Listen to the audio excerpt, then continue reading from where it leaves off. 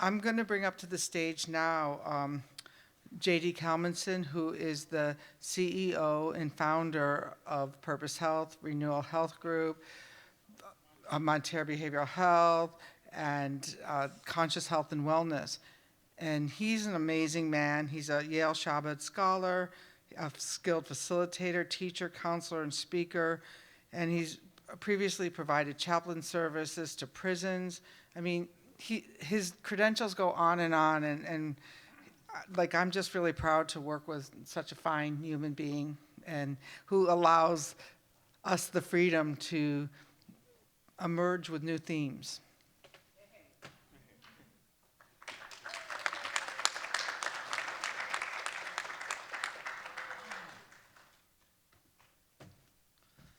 It was worth coming here just to hear that, Renee. Thank you.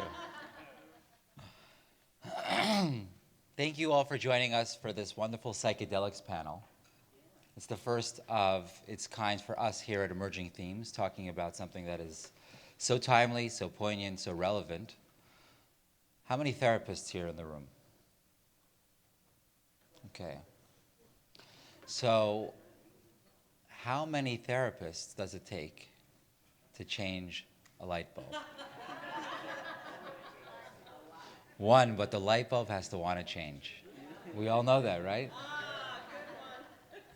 Well, today's topic is going to be not only about turning on light bulbs, but even for a demographic of folks who resist treatment, who might not want to change, and we're seeing some remarkable and extraordinary efficacy across the psychedelic spectrum, especially with ketamine, forms of it that are FDA approved, and that's something that we at Conscious Health, together with our Chief Medical Officer, Dr. Anna, are so passionate about, precisely because we're integrating it so strongly with therapeutic assistance, with the unpacking and processing of a trip with a therapist. So we're going to hear a lot about that today, in addition to the legalities from our moderator, Zach Rothenberg. Thank you for joining us. Zach is not only a talented lawyer, but he's also a great guy. So we're grateful that you're here. And we'll also be hearing a little bit about insurance and managed care, what they have to say about psychedelics. And so without further ado, I'm delighted to introduce you to our esteemed panel here today, Dr. Joe Tafur, who actually has a book that he put out, and I believe is available for signing. Yes. Okay, good intel. That's the. And then we also have Dr. Gita Vaid, who is really a rising star, not a rising star, a star that has risen in the field of psychedelics, as well as a lot of the unique potential to connect it to other modalities like psychodrama. And I'm not sure what Dr. Gita is going to share with us today, but whatever it is, it's going to be fascinating and cutting edge. And last but not least, we have Dr. Markus Rogan, and we're so grateful that you're with us today. So without further ado, I'm going to hand it over to the moderator. We'll get started. Can you hear me? This works? All right, great. Well, we're really fortunate to have this panel of experts. They all come from different backgrounds, different traditions and perspectives on the topic. I think we're going to have a lot to talk about. The plan here is really just to have a conversation. I've got a bit of an outline. I'll try to keep everyone on track a little bit, but really we just want to hear what they have to say on a variety of topics relating to psychedelics in the therapy space. I think we're going to have a lot to talk about. We'll save some time towards the end for some Q&A, plenty of time towards the end for some Q&A, because I know you'll all have a million questions. So with that said, I'd like to start with some introductions. You're all highly esteemed clinicians and well-known advocates of psychedelic therapy. Folks probably already know something about who you are, but I'd love for each of you to introduce yourselves with an eye towards kind of how you ended up on this stage. What drew you to mental health, what drew you to psychedelics, and how you wound up here. So, Joe, you want to go first? I guess so. Hello. Yeah. Perfect. Good morning, everyone. Good morning. I'm Joe Tafur. I am a family practice doctor. I trained at UCLA, family medicine residency, and I went to college here too, so it's nice to be here. This wasn't here when we were here. You can stay in a hotel on campus, but it's nice. It's nice to. I went to the botanical garden this morning because I know my way around here. I am here because I basically quickly in medical school at UCSD I got kind of depressed and I was having a hard time, and I tried different things. Then I went back to Arizona, where I'm from, and I got invited to a ceremonial experience with peyote plant medicine, which is a very scarce resource that indigenous people are, the people want to protect it. It's not trying to share it or get people to use it, but I had the opportunity, and I had a big healing from that, and that was like a one-night turnaround that was very surprising to me, that there was that potential that existed in the traditional kind of approach.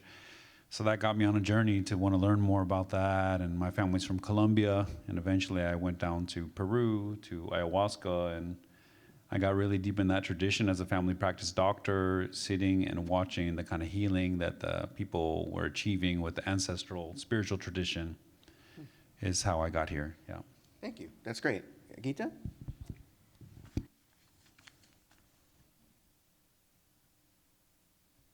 Hello, I think you can hear me now. It's nice to be here. I have a little bit of a different background. I trained at NYU in psychiatry and had a background initially focused on research and very biological perspective, with a fellowship in neurophysiology and pharmacology. And then I did a 180 and became a psychoanalyst, largely because I was really interested in the underpinnings of what makes someone have the symptoms that usually trouble them enough to come to see us, and how much plasticity is there to really get to the foundational healing for that individual, and how can one person impact another. So those are the questions that really led me into practice, in a very engaged field. And it was probably about 12 or 13 years ago that psychedelics entered my awareness and my life. And when I actually understood the access one could have and the potential for healing, I was just riveted. And that led me on a path to learn everything about them. At that point, I was able to have the fortune of working with some of the pioneers in this field directly and get involved with research. And ultimately, it's transformed my practice and my way of thinking and working with people to the focus of the same kind of intention of getting to the underpinnings of what healing really is.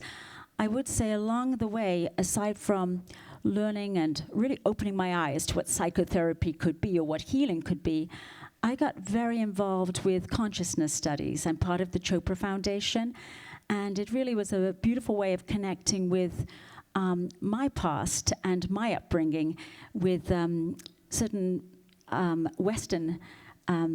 Eastern philosophies and ideas about consciousness and spirituality and what healing can be. So I'm happy to share more. Thank you. Markus? Good morning, I'm Markus. I had, I think, a very untraditional way to get here. I spent 10 years of my life as a professional athlete, and really like a raging narcissist, because I won Olympic medals for a very small country for the first time in 100 years, and I became incredibly famous, and it totally went to my head. And it's the greatest drug there is, because you get so much validation, like everything you crave, you have. You know, I was driving with Nicky Lauda. I don't know if you guys know him. He was a friend, and the police apologized to us for pulling us over for speeding. It's ridiculous. The drug, it's like a, yeah. And obviously, as it turns out, that didn't work in the long run. My mother's a psychiatrist. She knew from the start that this was a train wreck. And I then had, I actually moved to New York City to be anonymous, which was really fun and humiliating at the same time. And then I realized that's going to be really difficult. And then I spent some time in Africa and India meditating, like trying to figure out like that everything I couldn't find on the outside was on the inside. But it still didn't quite work because I was really missing the relational piece. And then I finally started graduate school. I had a really, really fantastic psychologist who went on walks with me and said, hey, you have to actually experience connection. You have to experience, because you're unable to sit still. And he took me a walk around his garden. We always had sessions in his garden, and had me put bricks in a bucket and said, all the things that you're carrying with you, name the bricks. I said, what a great exercise, right? What a simple, fantastic experiential exercise. And I said, okay, I'm done now. He said, no, you're not. You're going to keep the bricks, and you're going to walk around until you're ready to let go. So I took that, and I built it, and I think I went back to my more dramatic background, and I figured out with patients, I'm really, really good with patients in crisis, in like an absolute suicidal crisis, and with high performers. Like I work with the Seahawks, with Formula One, with Mercedes-Benz, and I'm really good in high intensity environments. So I started building these massive experiences for people, and I want to show a brief video about it, that I'm realizing why then psychedelics, because as it turns out, you don't have to create these massive experiences on the outside if you have the right facilitators, if you have a really good person who can hold you on medicine, you get it all on the inside. But I do want to show the video because it shows just my own desperation in creating an experience for someone, and I think it's like a real life version of a psychedelic journey. So what you're seeing here, this is an 84-year-old man training. This is a training run of breaking a world record in ice diving. Oh, please start the video.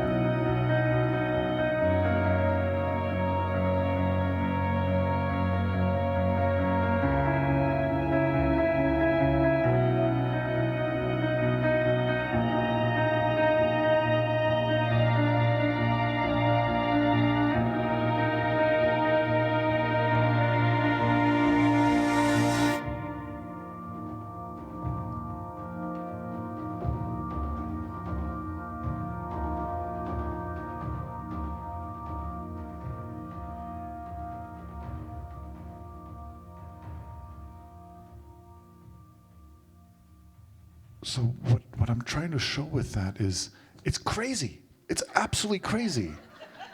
And the thing is, this is a training run. He then takes off his wetsuit and does it with just a swimsuit. And so you can imagine the massive resources and safety precautions and rescue helicopters we had to have ready. It's absolutely crazy. So I needed like 100 people to do what Joe and Gita can do by themselves with a little bit of medicine. So then I was like, maybe I should listen to them. Awesome. So let's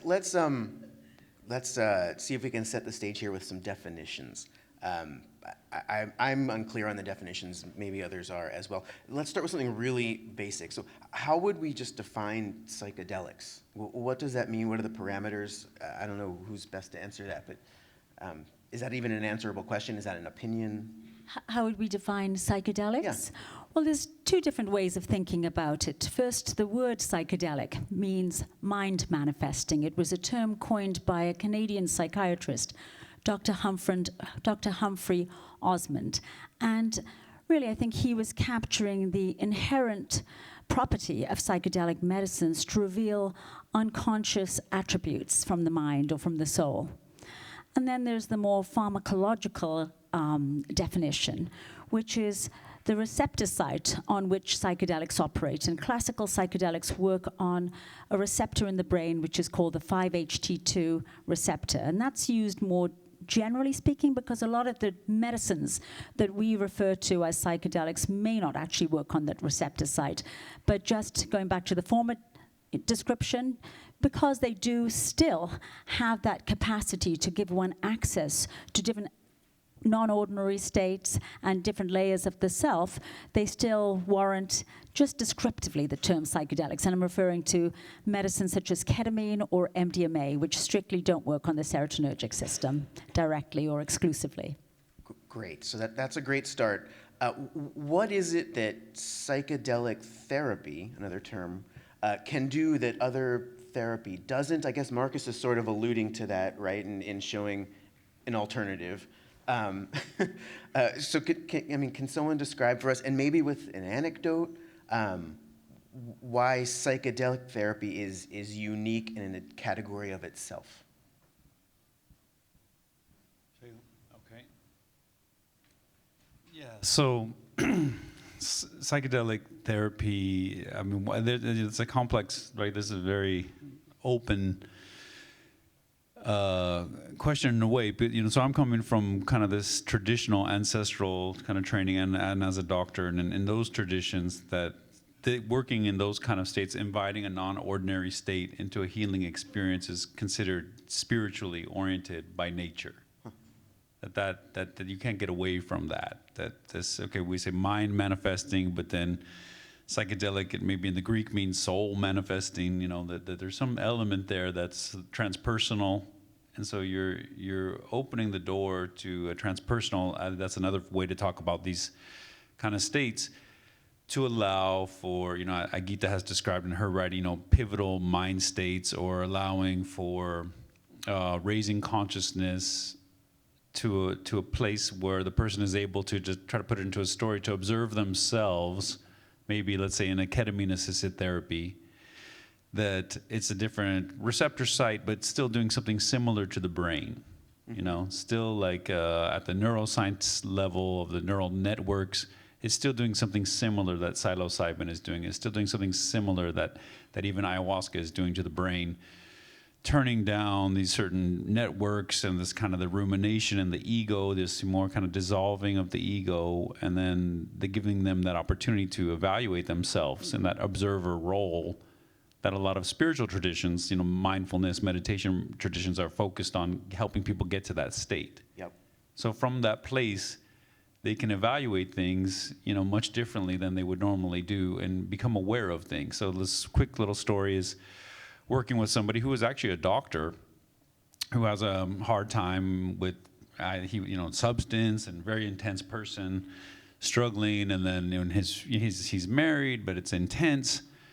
So he's going through his process. He's on ketamine, and he's just journeying, and he's narrating like everything that's happening to him. He's just really enjoying that. It's just flowing out of him. And he's realizing that, a lot of his issues he knows is related to his father, like that he's never good enough, or, there's some issue there with the way his father treated him that leaves him for this hunger to achieve, this hunger to go over the top, and, and then it's too stressful, and then it's alcohol and all these other problems. So he's sitting there like reviewing, and then he's remembering, and in the altered state, he starts seeing himself as a child, and this time that he disappointed his dad, or his dad wasn't there for him. And then in that place, all of a sudden he starts reviewing his dad's girlfriends. He's like, I don't know, he's saying it, he's just talking, I haven't thought about her in forever. Like, why am I thinking about her? I haven't thought about her in forever, I don't know. And then he's like, well, there's that one. Oh yeah, she was like this. And then he starts going, and then all of a sudden he's like, well, then there was that one. Oh, she was so wonderful, like she was so great. And he's like, well, if she wasn't good enough for him, then like, I guess nobody was good enough for him. Like he's just like that. And then realizing that was like, that it wasn't personal, what his dad was doing to him, that he was doing it to this amazing, wonderful woman that would have changed his life, and that, by all accounts, was a great catch, a great stepmom, etc. But he couldn't see that.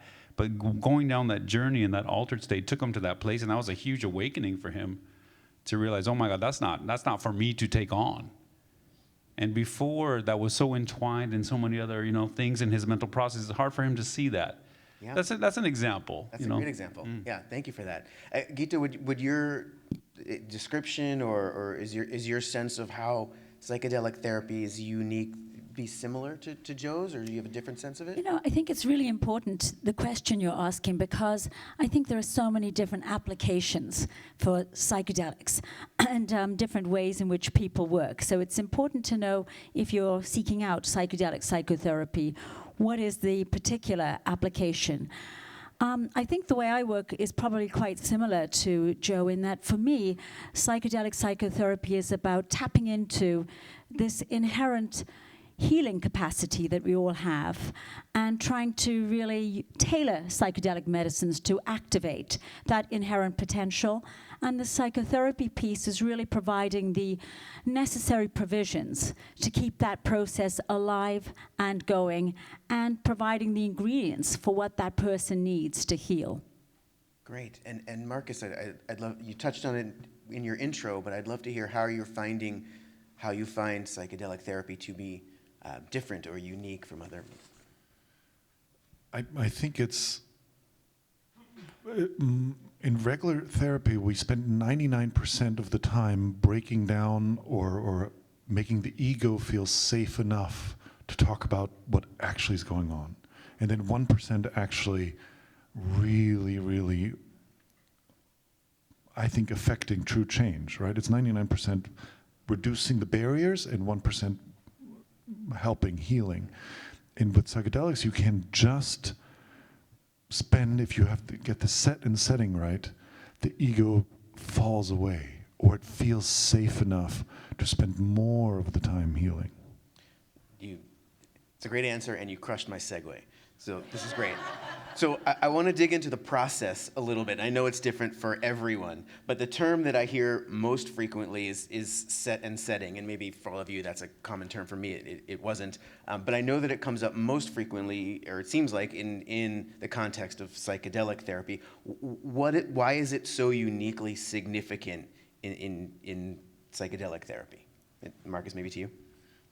I think in general, when you're in a regular state, right, you have your defenses about you, right? Like if Gita right now offered me a therapy session, which I think would be great, right? I would be fully aware that everyone's here, and I can cater my answers to that, right?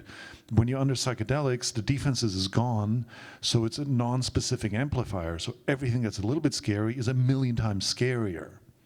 Right? That's why the locked door, or the door that you perceive to be impenetrable from the outside, is absolute key. That's why the trust between you and the practitioner, or two practitioners, is so key, because you don't want any unpredictable variable that, if in my therapy session with Gita right here, I could be like, oh, something happened.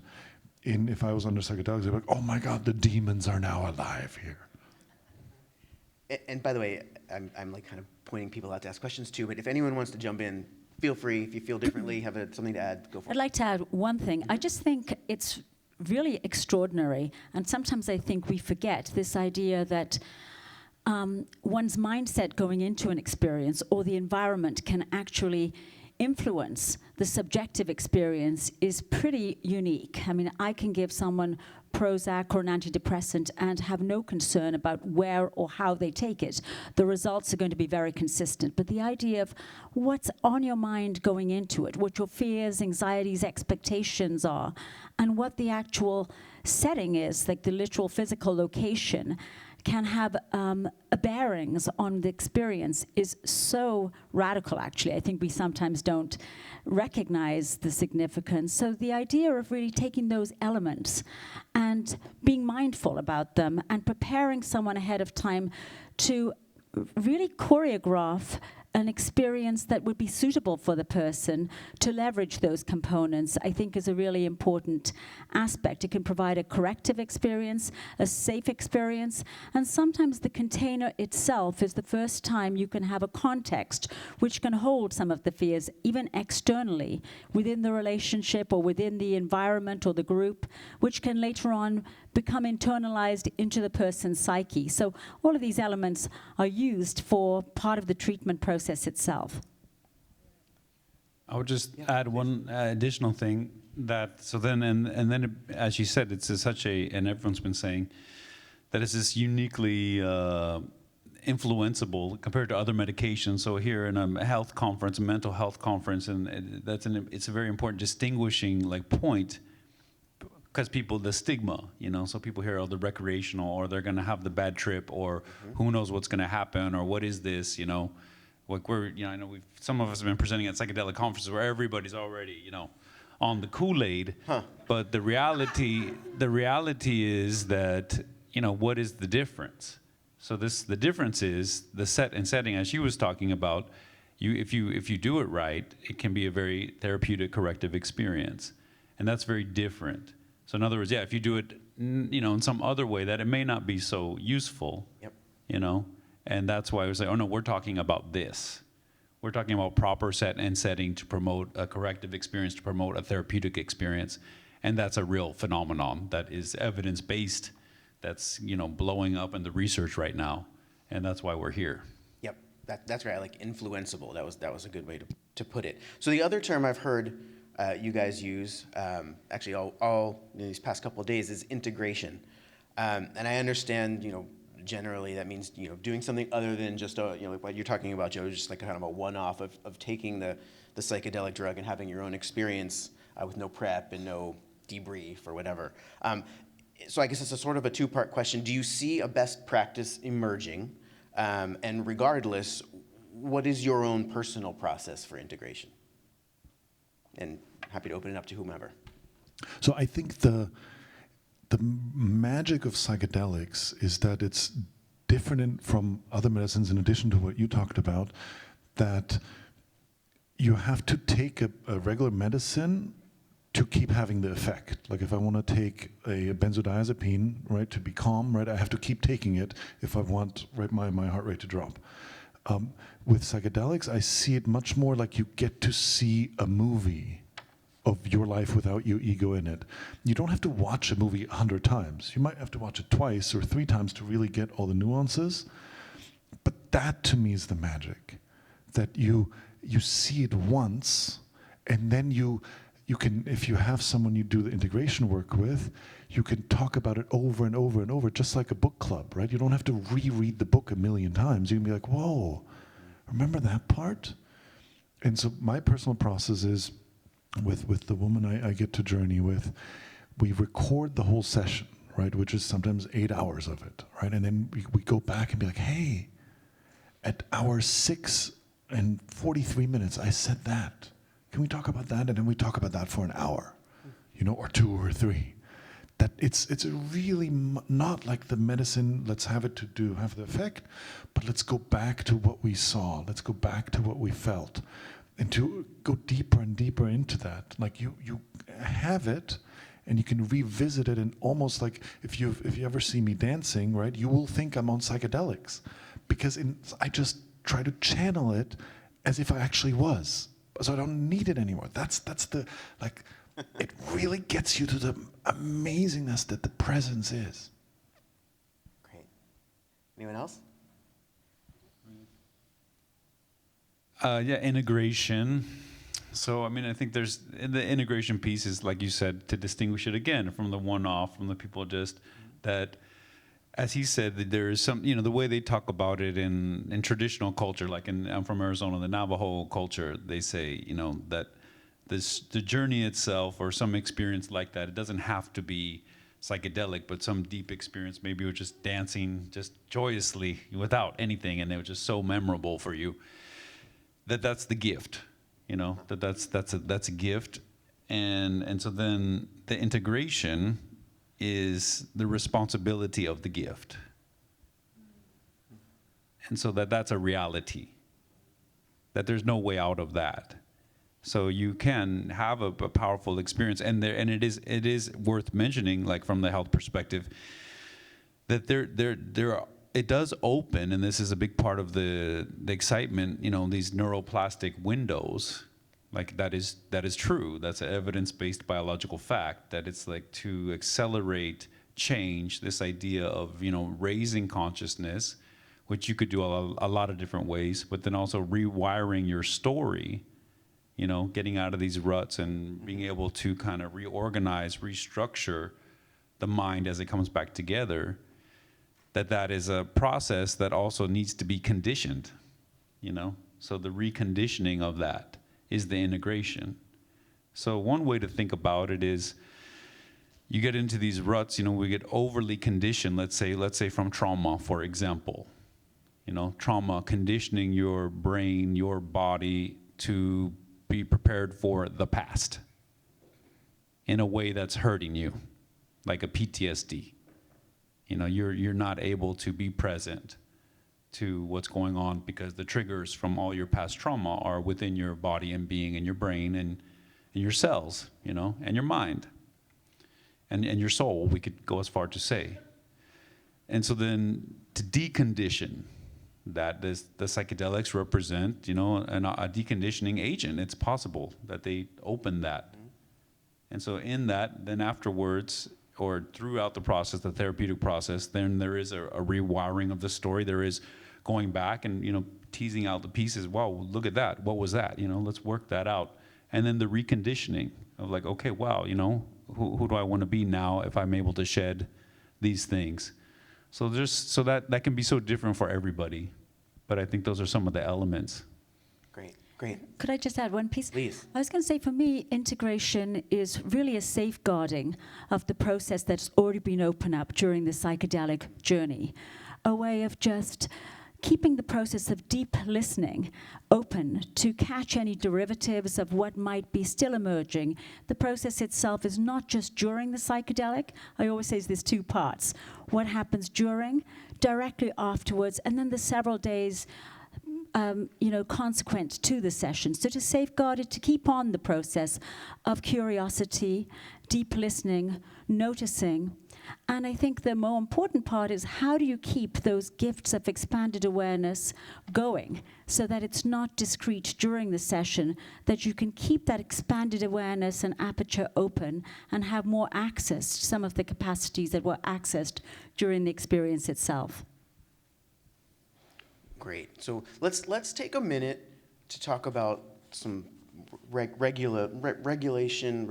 issues. So come walk on my kind of boring side of the street for a minute, if you would. So as I'm keeping an eye on what's happening, I see kind of two different models butting heads a little bit. Zach, sorry, I respectfully disagree with the boring part. Okay. And I want to be very clear on that, because you are, we just talked about set and setting. You are providing the set and setting for the set and setting, right? You are safeguarding all of us. So that's the opposite of boring. That's protecting. I appreciate that. Thank you. I take it back. So everybody's crazy about lawyers, Zach. Right. You know. Most popular guy in the room, always. So I'm seeing two different models that seem like they're butting heads. And the first, and I've named these, but the first is sort of a decriminalization model, and another is what I'm calling a therapeutic model. And so I'll give you examples so that you know what I'm talking about. So last year in California, we saw Senate Bill 58. Which was something that made its way through the legislature. That was a decriminalization bill. It's very, very broadly said that you can grow and keep on you a very small amount of psychedelics, and it will be decriminalized. And there's similar laws in certain cities, Oakland, and I think maybe DC and Denver, and Colorado's law has certain aspects of this as well. So by contrast, to contrast this. Senate Bill 58 was ultimately, it made its way through the legislature, it got to the governor, and the governor wouldn't sign it. And he basically said, in not signing it, he literally said in a letter to the legislature, look, come back to me with, and the words were a regulated treatment guideline or a set of regulated treatment guidelines, and I'll sign it. And so this year we've gotten Senate Bill 1012, which is, people are calling it a psychedelic-assisted therapy bill.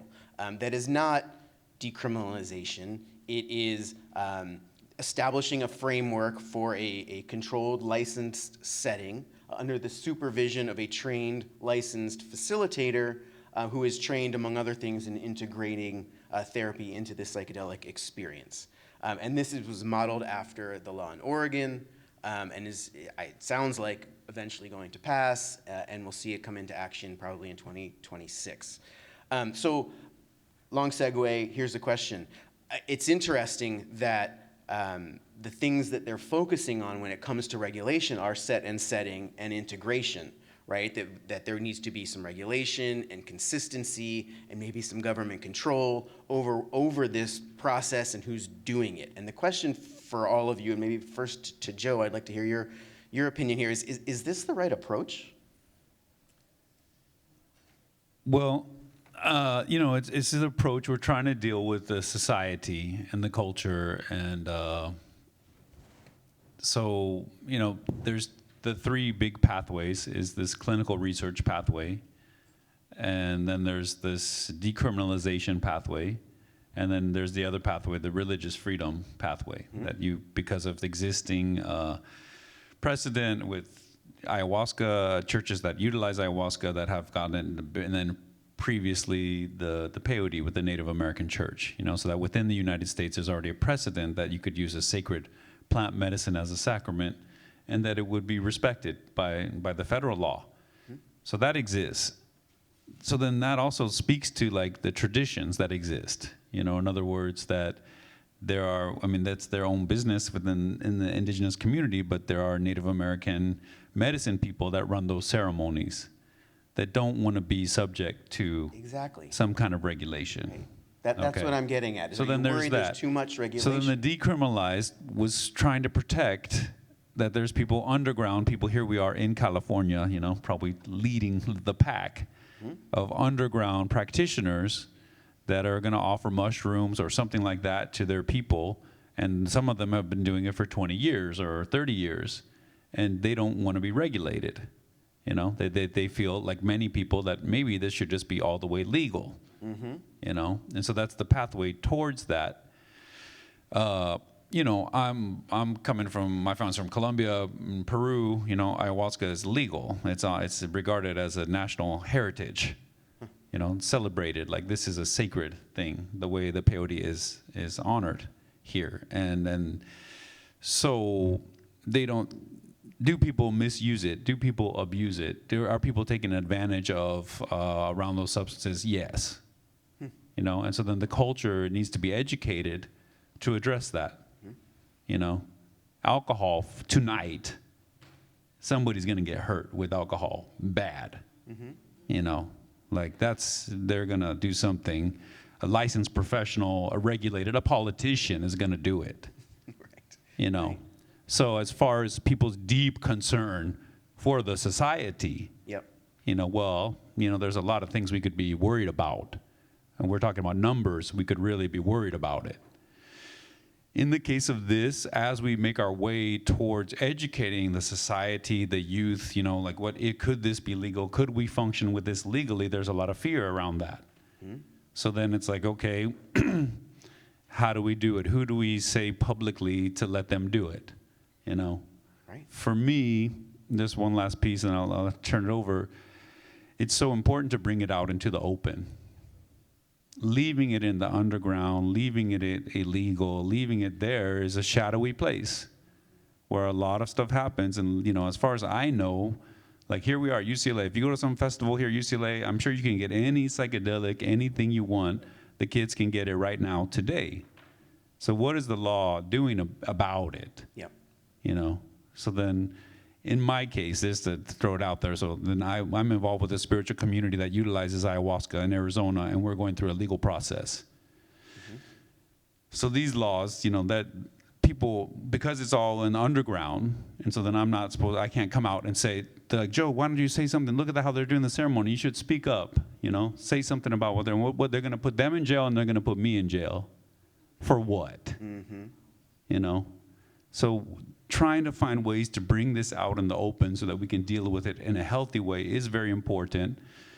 In California, you know, they said that Gavin Newsom wants to run for president, and to have an unregulated psychedelic thing was too much. They were almost going to do it.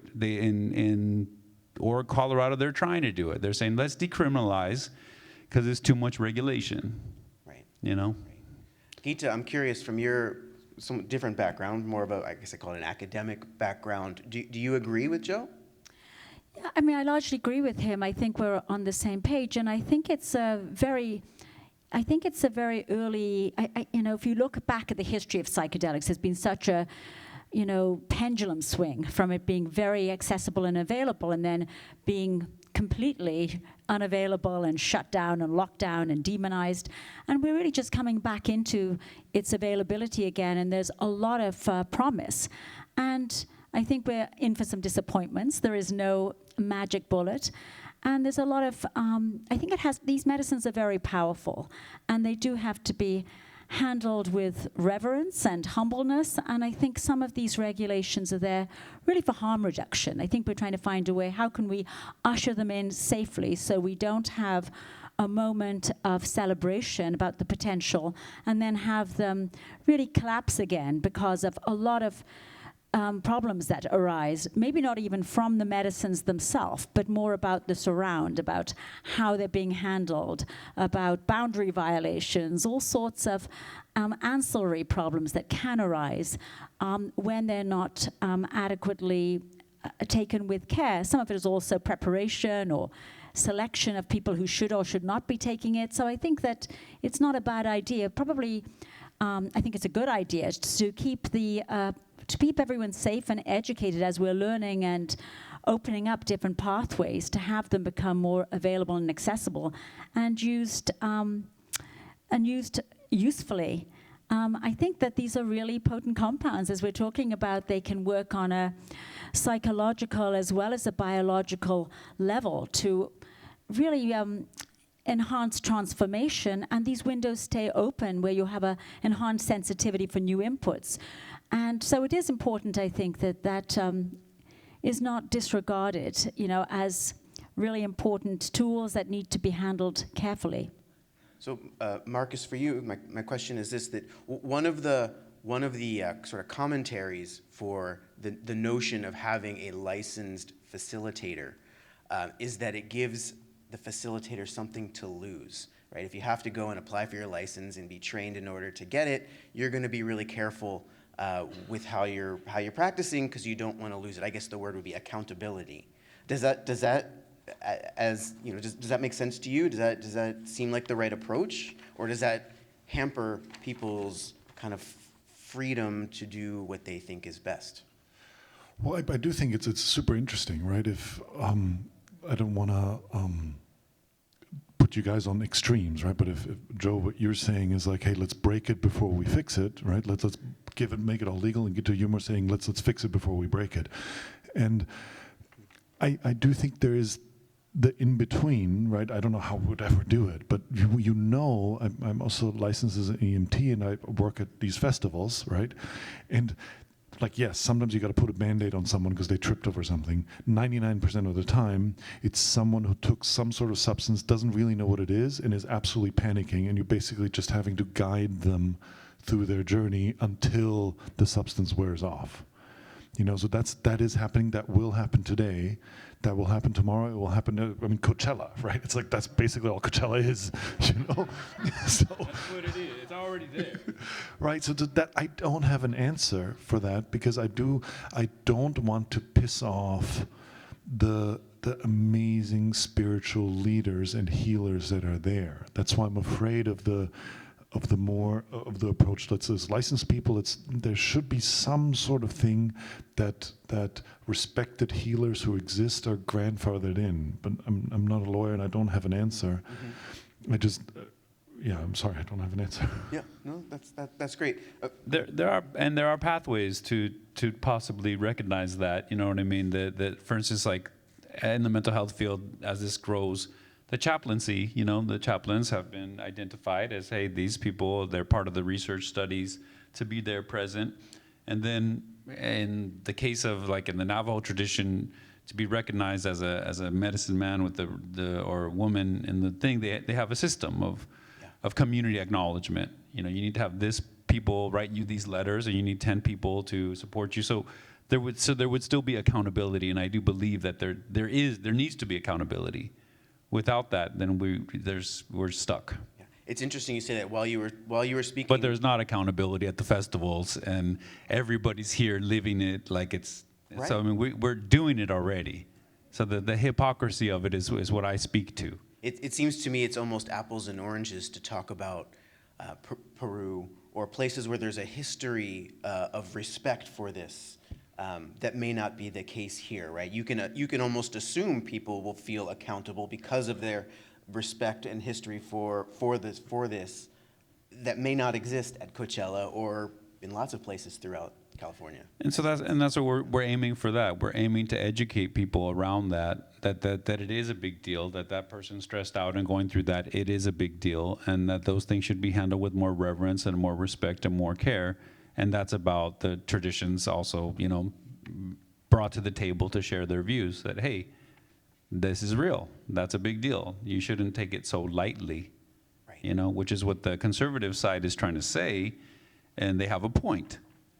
The ancestral culture agrees. Yes. Mm-hmm. This is not, you don't play around with this too much. Mm-hmm. That being said, there's some room, and that room is wide open here today in California. That's part of the culture. Joe, while you've got your mic on, you've often talked about the sacred when it comes to psychedelics. To some people that might sound kind of woo-woo, and who knows what that means. But tell us what it means for you. I don't want to jump to any conclusions, and how you find it in psychedelics. I think sacred, like in the secular use of the word, that people do use that. They say, that's sacred. The Lakers are sacred to me. Like that's sacred. And what does that mean? It means it's very personally meaningful to you, that you relate it to the purpose of your life. And so that's what sacred means in a secular sense that I think is widely used. And so helping people find what's sacred to them is helping them find what their deepest priorities, And so a lot of times in the therapeutic process, that's what you're doing. You're trying to help them find that in the traditional way and in the modern developing psychological, field, it does matter. Your sense of meaning and purpose in your life. That is going to affect your mental health, actually. That's an established fact. And it's going to affect your physical health, And so being able to come into contact with that, we had Gail Wyatt yesterday talking to us, and she says, you got to be authentic. She's like, if you're not connected to your authentic self, that's your sacred self. Mm-hmm. The part of you that is. So then to take it a step further in the spiritual traditions, which are everywhere, right, all over the planet Earth, what do they add to it, or what does it mean? What does that word mean in its origin? Because originally it was always used with a spiritual connotation. I mean, that's why that term exists. And sacred means that it's something that you revere because you believe that it is connected to divinity, that it is somehow connected to a cosmic order, that's related to the nature of the universe, Like that's what it means. So Gita, it's about does being this in resonate alignment. to you as a, I don't want to frame you just as a person of science, but as with a scientific background? Yeah, I would say that for me, this is very sacred work because I think it really opens up a process, hopefully, where one can have the privilege of really healing to blossom into their authentic self.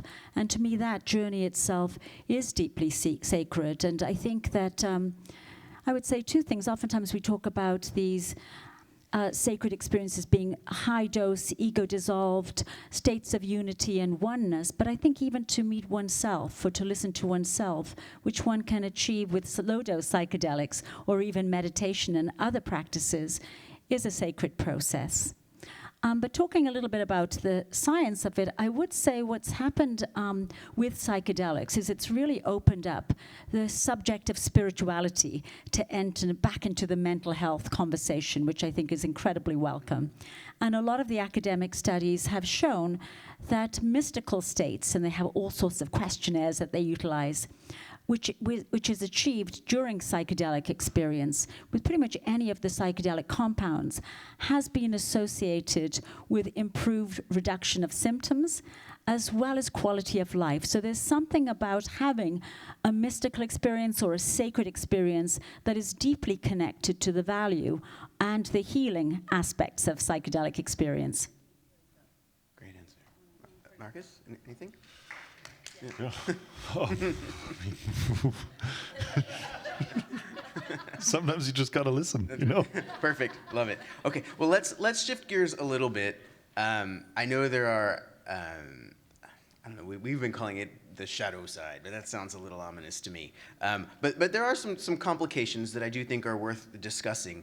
And one of them, to me, is frankly the expense that as we talk about this therapy and what it entails, and particularly as it becomes more regulated, which means it's going to entail even more in the expense of licensure of a facility and a person to do it, and training, and the integration that's going to be required. It sounds like this is something that's really just for rich people. Is that right? And how do we get around this? It's, ketamine-assisted therapy is the example that we have. That we consider that psychedelic-assisted therapy because of the way that it affects people.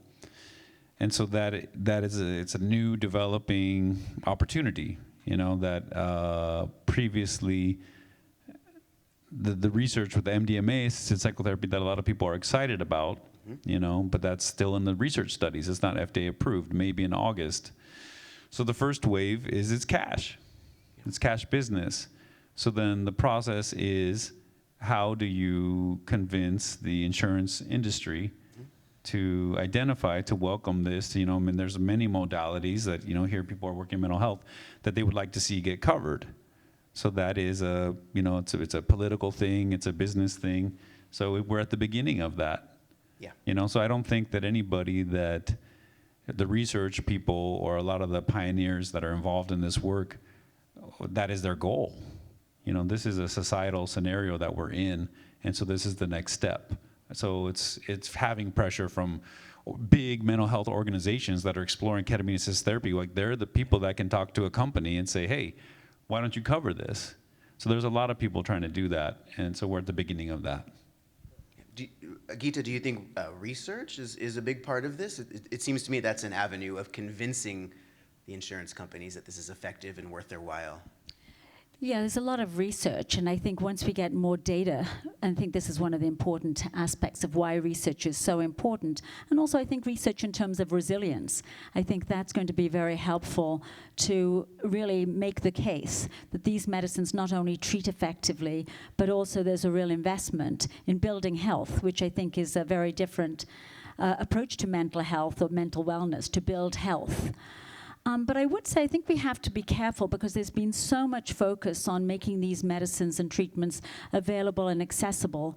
And we have to be careful in our efforts to do that we're not cutting out a lot of the bits and pieces of the psychotherapy and the preparation to really limit it to more of a pharmacological approach with the psychedelics. Not to say that's not a useful approach, but I think then you'll really have to be careful about what are you making accessible, and are we actually better off not making accessible and bearing the fact that only one set of the population is getting these treatments, and then from that point of view having a public outroar and really creating the infrastructure to allow people to equitably get these treatments and not lose the real benefits. Because for me, it's a lot of the surround. It's not just the psychedelic.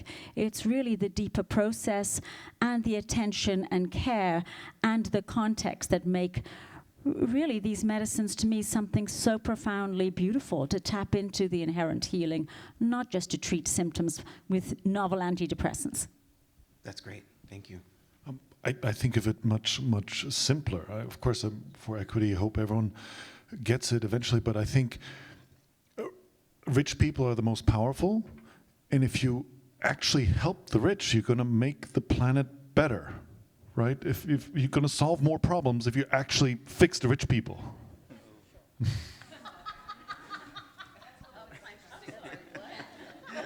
Theory is a theory. Oh, we have a question in the back. Yeah, go for it, please.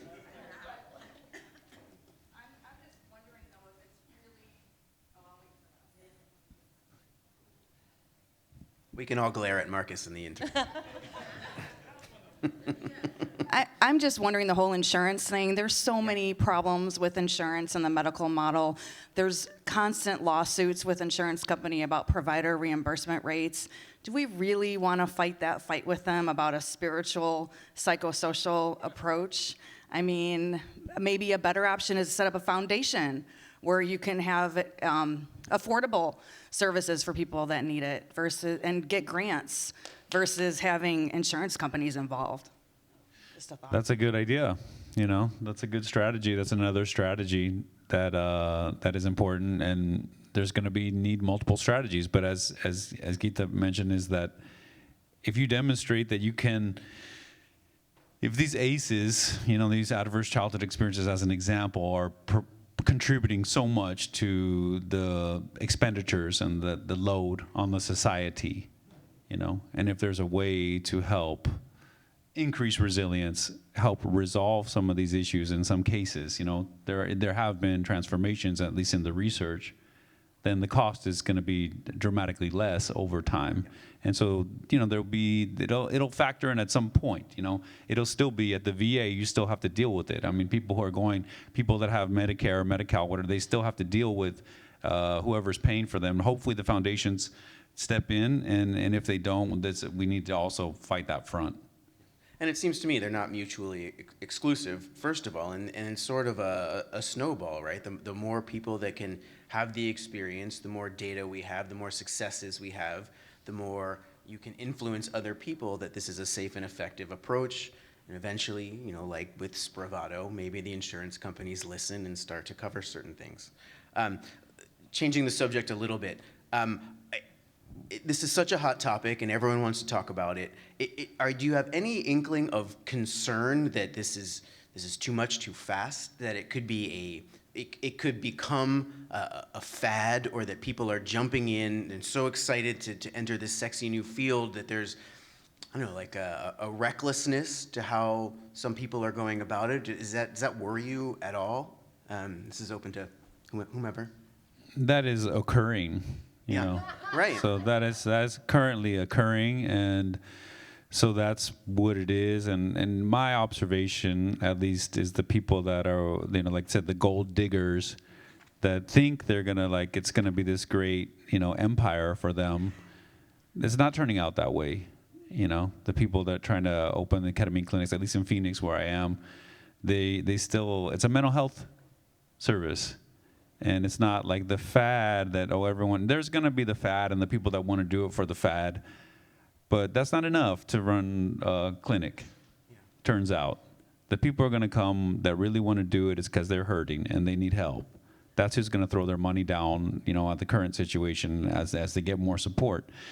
So that'll play out a little bit. And so I think there's a lot of hype and a lot of hubbub, but it's not that impressive. I think they're going to fade away. When it's not, they think we're selling marijuana. It's not working out like that, and even those guys aren't making the money they thought they were going to make. So I think over time it'll work its way out, but there is all that hype and there's a lot of foolishness. Yes, there's a lot of foolishness around the psychedelic movement. We could see that. Markus, are you seeing the same thing? What's your sense? Absolutely. I think, well, for me personally, as a psychologist, right, I have an insecurity complex towards medical doctors, right? I can't prescribe anything, right? So there is this idea, with psychedelics, I can be a real doctor, And I think a lot of psychologists have that feeling of we really only have our voice in our ears, whereas medical doctors just have more power. Great answer. Great answer. So let's wrap up with this question. I'd love to hear from each of you. Maybe Gita, we'll start with you. Let's envision 5 years from now, 7 years from now, whatever. What do you see this field looking like in however many years? This is a nice question because it allows me to dream. Yeah. I would like there to be available a lot of different molecules which we don't have available for treatment with psychedelics, so one can really use these medicines and tailor them for the individual instead of what's available, and have much more sophistication on what molecules might be helpful, or even what sequence might be helpful for one individual. And I'd like there to be really a rethinking of what healing is and different approaches to healing, so we can really have a whole different landscape of opportunities to heal, because these medicines make us think differently about medicines when you have larger access to think about the body and healing approaches which perhaps are not so much based on thinking and thought, but also addressing the intelligence and creativity of the body and the body-mind, as well as the spiritual levels. And the last thing I'm going to say is I think we should have real situations or retreat centers where people can come in and take responsibility for themselves and have a life review of where they are to date, with the assistance of approaches and tools to really learn about themselves, take responsibility for how they're built, and perhaps even rebirth themselves out of our trauma that we all hold into the fullest capacity for us to not only recover but also thrive and blossom into our full selves. I think in 5 years, I mean, I think this trauma-informed healing movement is not going to stop. I think the basis, the reality of its effects on people's mental health and their biology is very real. And so things that are going to help people work with that, you know, are there's going to be an increasing drive to help people find ways to work out their trauma, as we realize that the unprocessed trauma is what's, you know, burdening our society largely.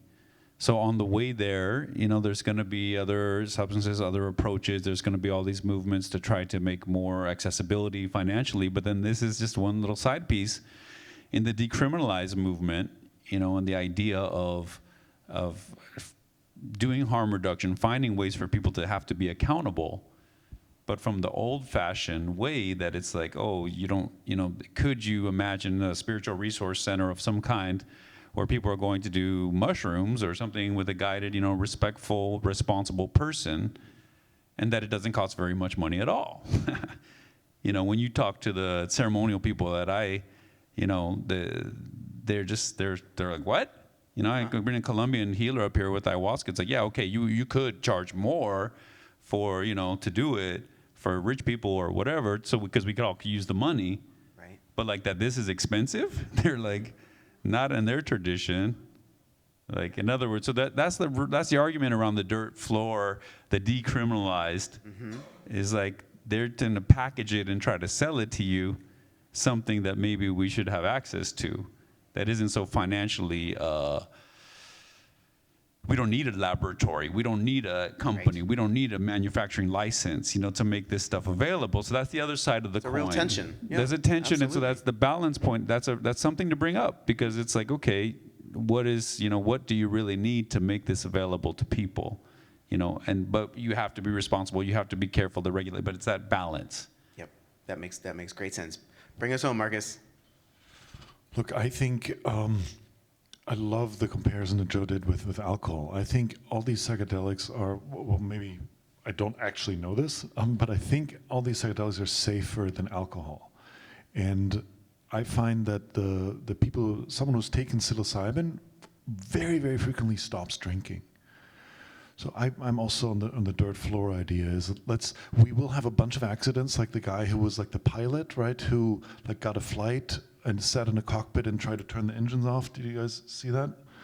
he was on psilocybin, so there will be these dramatic, like, people are like, oh my God, psilocybin is the devil, right? But I'm hoping that we'll have more legality, and then people will figure it out. Fantastic. Let's open it up to questions. Yes, sir. Coming with the mic.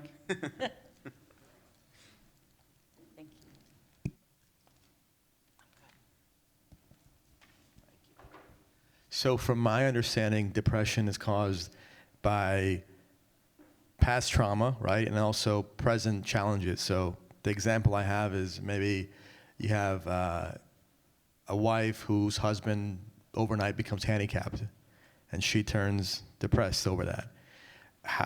The question for each one of you is, how have you seen psilocybin help those who become depressed from event-driven depression versus trauma-informed depression? It's Gail Wyatt presented yesterday, and I actually was like very close to one of her students and her project at that time. And a big focus of like mind-body research is things like Alzheimer caregiver burnout. You know, taking care of somebody that has Alzheimer's, and what is the key to the people. The study that my friend did was related to cultural factors. That this person from this culture, they weren't getting burnout. The other culture, they were. And what was that? It's like, turns out they were expecting to have to take care of that person. I mean, it was something like that.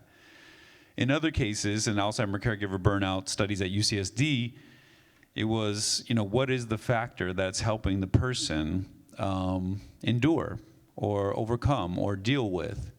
And in that research, and this is like with biological markers, studying inflammation in the blood, you know, how stressed out are they, like the emotional biology of their stress, their sympathetic nervous system, things like that. And it was related to their spiritual well-being. The difference to endure, I'm not saying that's the answer to everything, I'm saying in these studies, that was the difference. How was the person going to be able to work it out and deal with what life is presenting them? They needed a spiritual context to be able to go through that. And so another example with the psychedelics is end-of-life anxiety research. So that's one of the major research arms that has led to this, you know, pathway. And it's people, they get a cancer diagnosis, they're told you're going to die in 6 months, and so they go into this anxiety spiral or whatever, and that's it. People go, well, what are you going to do for them? They're going to die. What are you going to do for them? Well, their research is transformational. These people are having, I mean, it's UCLA is one of the main places that's doing that work with Dr. Charles Grobe, and it's ongoing. So the idea that opening up this other possibility for them is helping them, and it's calming their bodies. It's calming. It's not just the idea, oh, wow, that was nice. Oh, that was so beautiful. No, their anxiety levels drop. Their need for medication drops. So it is a real thing, just to throw that out there. And I would just say that when you have a trauma, a bad event that happens to one, a lot of it also, how it's handled, depends on really on the person beforehand. You know, if there's a stacking developmental trauma and a lot of trauma history, and then you have a bad event happen, how one copes is going to be very different if compared to someone who's resourced to begin with, who then has the bad event happen. So I think a lot of it has to do with perhaps providing tools for the deeper healing that can happen, even if you can't change the life circumstances. This gets into maybe having tools and resources to cope, build resilience, and build health within a system, which can help anybody actually, but certainly make someone more prepared to cope with the course of life. So much of healing, I feel, in my work or with psychedelics is really about building our capacities to hold more of ourselves, to contain more of ourselves, to process our unprocessed emotions so we can actually be more open to ride the ups and downs of life. the meaning-making part of what you're saying is I'm really with that, because it's a very specific case, right? And in depression in general, there are multiple components. There's the biological component, and then there's the meaning-making component. Like Viktor Frankl said, man is not disturbed by things, but by the way he thinks of things, right? And so I obviously don't know the case, but some people I'm working with right now are survivors of October 7th at the Nova Festival, and there's a very high rate of suicide among these people because of survivor's guilt. And so it's about finding or ascribing a different meaning, right? There's some people who kill themselves because they're like, I should have died that day, and others are saying, those who died would really, really, really want me to live. And it's the same thing with just a different way to ascribe meaning, and I think that's what psychedelics do. They open the neuroplasticity to allow for a different way to make meaning, and that's one of the ways that depression can be healed. And I just wanted to add one piece, because it's the secondary data that came out for the MDMA for PTSD psychotherapy studies, and in it they saw there was a huge improvement on the self-scores, the self-compassion and some of the ways in which we see ourselves. And what was really surprising about it, and this is the MAP study, where they had people with terrible PTSD, not mild PTSD, the subset of individuals who'd had really impoverished early life, developmental trauma, generally that subset of individuals in a study is a disaster, because nothing helps them, because it's a stacking of bad circumstances on top of another. And historically we see if you've had some health early on, that really allows someone to maybe be able to handle or cope with trauma later on. So this group of people who maybe had never had that one supportive caregiver shockingly did better than the people who had that. So there's something about these tools that really allow people to reclaim themselves and have some of these building foundational deficits that weren't provided really established, which can really open up a whole different way of coping and dealing with events that happened, or even building resilience and a better way of navigating life and adversity. This may be too long a question for the 2 minutes we have left, but as a Los Angeles-based psychotherapist, I've had to integrate people after journeys done on weekends with people who didn't know what the F they were doing. And I'm wondering, is there anything other than our own trauma training and so forth that you would say we need to know if people come into our practices the day after Coachella or whatever? I mean, the things that are getting very popular in psychedelic integration, for whatever it's worth, from the psychotherapeutic side, that are like fields that are kind of rising up because people are finding them very useful, and Gita may have more, Markus may have more information on this, but is things like, internal family systems, like that approach is getting very popular because people find it very useful. Somatic experience related focus, or this Hakomi emotionally focused therapies, those are three ideas, at least from a psychotherapy perspective. From the traditional background, they say, like, you can only take somebody as far as you're willing to go. So if you find that you run into this a lot, they say, oh, well, maybe you need to go through it a little bit more. That's or something journey. Like that, or what it could be in your own spiritual journey, but that is part of it. That part of what can be traumatic sometimes for people is that they go into spaces and places that someone else is not prepared to help them through. And so then now with the therapist, what responsibility do they have to help support that? I don't know, or they can try their best. I was just going to say, I do think you bring up a really good point that is becoming so mainstream that I think it's going to be the rare therapist who doesn't have to encounter directly or indirectly the impact of psychedelic experiences, both positive and questionable perhaps. And I do think we're going to have to become more sophisticated in at least knowing about and being educated on non-ordinary states and what that experience is like, because sometimes for someone who's unprepared, that can actually be a very disturbing experience if you didn't get what you anticipated or were unprepared. So I think as mental health providers, we're going to have to actually become competent in understanding what that experience is about and learning more so we can better support our clients. I think there are a couple practical elements. Like one is I would first assess for mania, because it can trigger a manic episode, right? I would also assess for a potential psychotic break, especially if someone, in the age range where that can occur. And then I would just treat them like a baby, like someone who just came in who is so impressionable, right? Because you might think there's this 50-year-old man sitting in front of you, but really in that state, he feels more like 15. One little quick one is just related to, just as we've talked about, the risk of mania or the risk of psychosis. That is primarily in people with pre-existing, bipolar type 1 or pre-existing schizophrenia. So if you have a patient that doesn't have that history and you know them very well, it's unlikely, that they would present this way, but it's something to consider for sure.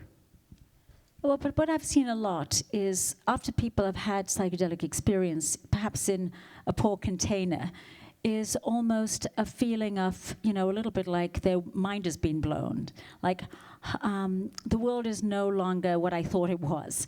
And that can be very, very disturbing for someone, even if there's nothing inherently bad that they experienced. It was more that they don't know how to make sense, or even have had people say to me when they've had these experiences. One woman actually from a breathwork experience came to see me subsequent to that she said going back to her world after that, it felt there was a discordance between her everyday life and looking around her, the people in it, having had this access to non-ordinary states and different visionary experience, not with medicines, but through breathing, that made her have this feeling of disconnect. So I think it's really these tools into healing states, expanded awareness can be very powerful, and I think we have to get a little bit more skilled about what's being dealt with, what is the person dealing with, how can we help support, how can we help contain and understand the experience that is coming through, which sometimes is more about making meaning or even holding it for the person to have a safe space to digest the experience. Sometimes it's more that so much has happened, it's stuck in them, even awe experiences that need to land and be absorbed into the person's state instead of them being left in a sort of suspended kind of overwhelmed sensory overload, which is exciting but really not sustainable for functioning.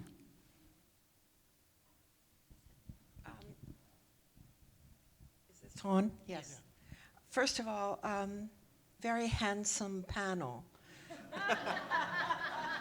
So you must be doing something right. But I have a question about the regulation of psychedelics. Do you think it's protective or economic? Well, the initial regulation of psychedelics we know was very politically motivated. That there was a protective element. There was reckless use that was causing problems that could help build the argument against, and create the scare, in the wake of a similar scare that was created around marijuana.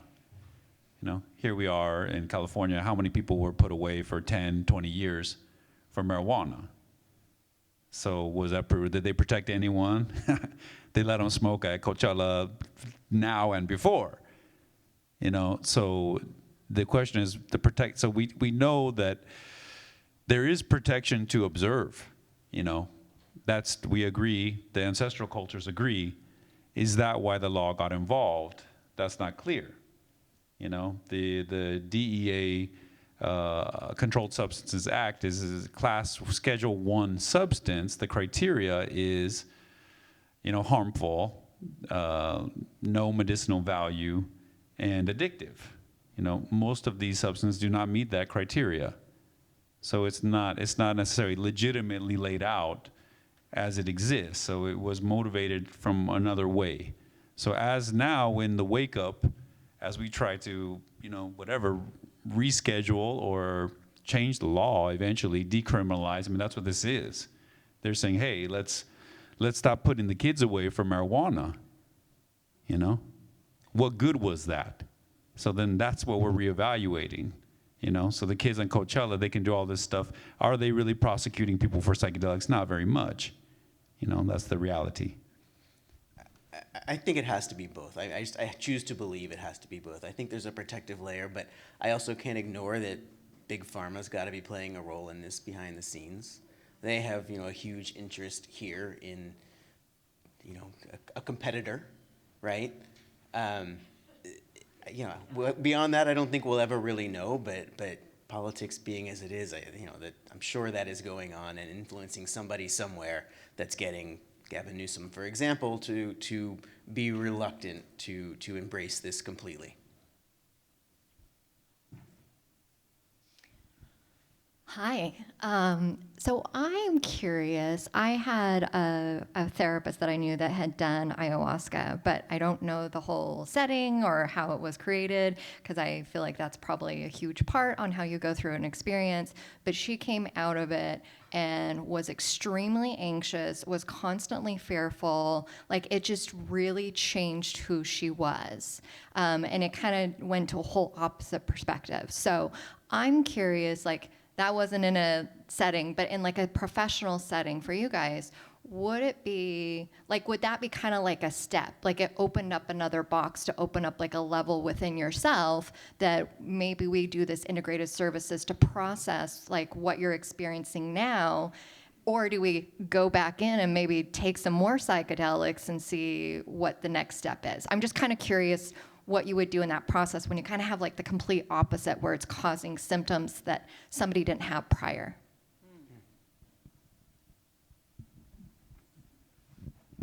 In this case, I mean, it goes back to what we said earlier, right? That it can open a box of like, wow, the way I saw the world, the way I lived in the world doesn't work for me anymore, and that can cause anxieties. In this case, I would treat things. I would not take more. I would really just spend more time integrating. And I would never recommend any healing professional after a psychedelic trip to see anybody for a week, because you have to do the integration before you put that on your patients.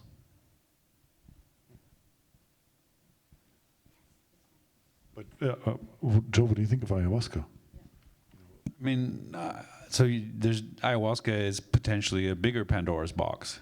You know, that's fair to say. So ketamine, you don't at the ketamine clinics, you don't necessarily see that so common, like the shattering of their worldview, and also then just to bring the traditional perspective in for whatever it's worth. It's like opening yourself to all kinds of stuff. You know, things that feel supernatural, that can be very disturbing to the person. The traditional people say, yeah, you should be extra careful with those things. And so then that they, you know, do they need spiritual support to go through that kind of thing? In a setting, like I worked at a center, you know, where we did ayahuasca 4 nights a week, you know, with people, and you know, there it is. And but that doesn't mean everyone's taking it every night or not taking large doses, but still, in those settings with this really advanced support team, you know, if somebody's having, they'll help them again, you know, but they might say, don't drink tomorrow. They're just going to help them while they do with song and energy work and all that kind of stuff. So the idea is you need the person, you want to help them stabilize. You know, that's a top priority. The idea that, because you hear that, oh, I'm unfinished. I need to go back in and maybe push just one more. And so that's, you know, that I don't believe in that. I don't think that's necessary. I think a titrated experience can be can lead to really long-lasting change. And further destabilization, you might just be slowing everything down. Yeah, I was going to say, so, you know, you asked the right question. Is the person sort of stuck in a process, or is this the process? And I think that's such a challenging, you know, thing to know if you're not in the consulting room with the person. I sometimes these medicines can allow you to reconnect with dissociated trauma, so that you actually, you know, have more of yourself, it's good news, bad news. Good news because you have more of yourself, bad news is because now you have to deal with the trauma that you had dissociated from. And so how you handle that is going to be so personally dependent on the individual of what they need. I have worked with someone who transiently got more symptomatic and was shocked because they had zero identifiable trauma in their life. But when we actually went through it, it was a little bit off the charts. The person was conditioned to so much trauma, very high life stress, extreme, a handful, and the medicine had actually caused him to reconnect with it. So it's really individual. Our last question. Yes. You guys are great. Thank you for the work that you do. Keep up the good work. I think you guys are going in a positive direction. I am truly a spiritual person, and I think that what you guys are doing is great. I just have a couple of things to say. It's about we need to build health, not money, but that's going to go through one ear and out the other at the top, with the fight against healthy things versus the pharmaceutical wanting to, charge people monthly for a service. Like, we're having a hard time for people getting somatic experience covered. And they're literally rubbing their bodies. And, it's not, so I know the fight for that is going to be hard. But I wanted to know personally from you, don't remember your name, but Joe, yes.